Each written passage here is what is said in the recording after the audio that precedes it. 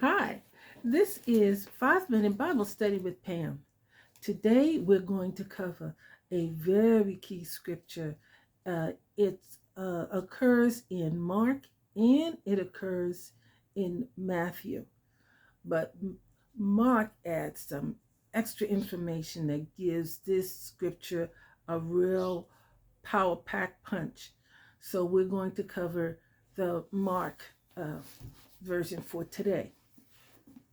We're reading Mark chapter 11, beginning with verse 15, cleansing the temple.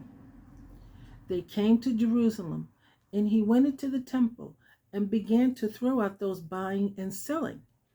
He overturned the tables of the money changers and the chairs of those selling doves, and would not permit anyone to carry goods through the temple.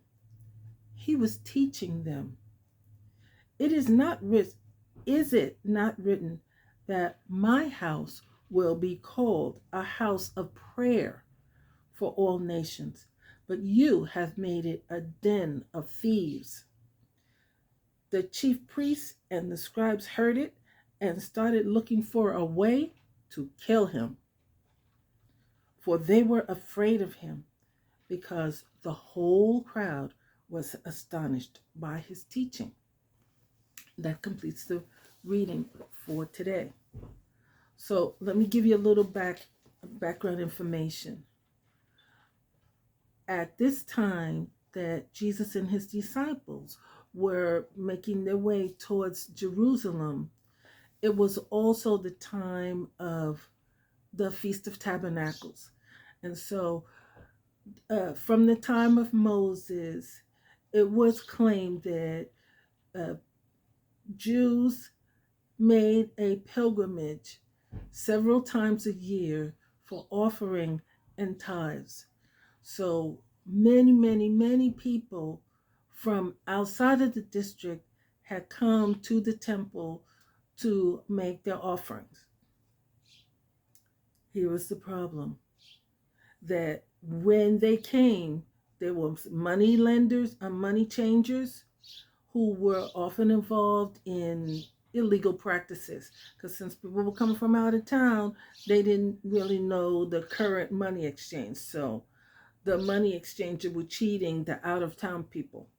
And then you also had uh, merchants who were selling their animals for sacrifice, and they were selling them for overpriced prices.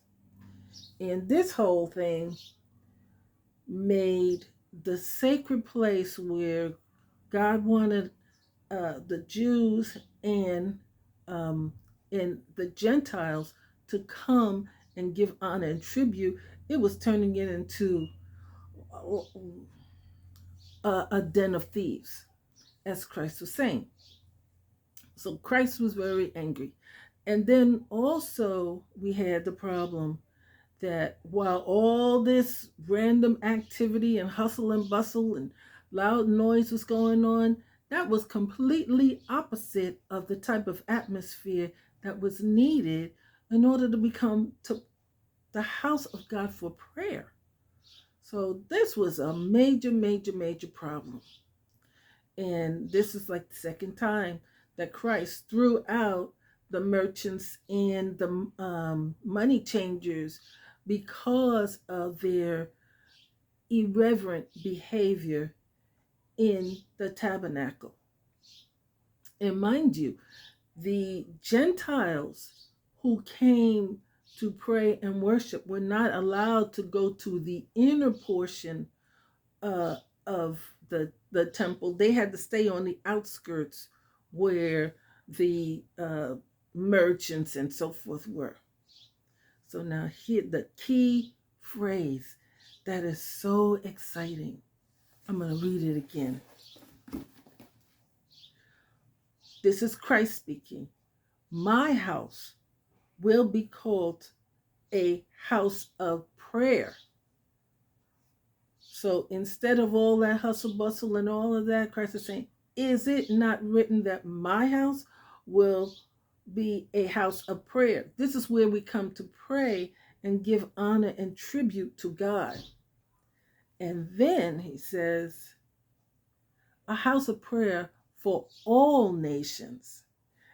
That's the part that gives me goosebumps, because once again, Christ is announcing to the world that he has come not just for the Jews, he is coming for all nations. That means for everybody.